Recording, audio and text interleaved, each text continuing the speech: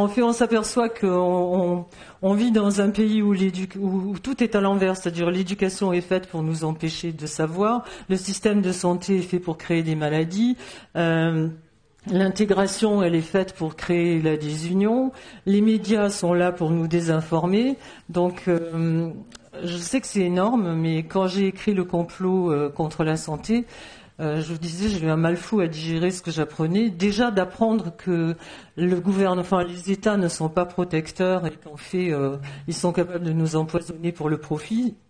C'était déjà énorme pour moi de voir comment ils nous traitaient, quoi.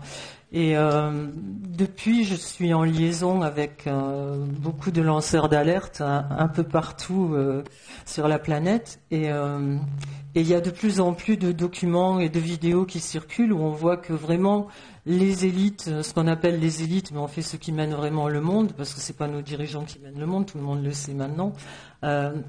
Ces gens-là n'ont pas des intentions vraiment bonnes à notre égard, quoi. C'est-à-dire que quand on met bout à bout toutes les choses qu'ils font et qui vont contre notre santé, contre notre bien-être, contre notre liberté d'expression, on est obligé de se dire que il y a autre chose, quoi. Il se passe autre chose dans ce monde. Alors, par contre, moi, je suis quelqu'un de très cartésien, donc j'ai mis vraiment 5 ans à accepter le fait c'était pas que pour le profit, c'était pas que pour l'argent. Il devait y avoir une autre motivation. Et en fait, quand on voit tout ce qui nous fait du mal, on se dit et que c'est le même plan, on se dit que effectivement ces gens-là le disent, mais on veut pas les écouter. Mais il faudrait peut-être un jour les écouter. Ils ont vraiment des visées eugénistes, voire sataniques à notre égard, quoi.